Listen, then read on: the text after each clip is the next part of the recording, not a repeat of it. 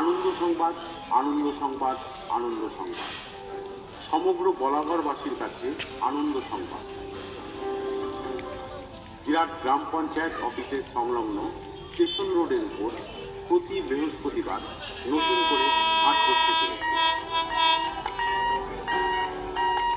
সমগ্র বলাগড়বাসী ও দোকানদার বন্ধুবান্ধব উক্ত হাটে অংশগ্রহণ করার জন্য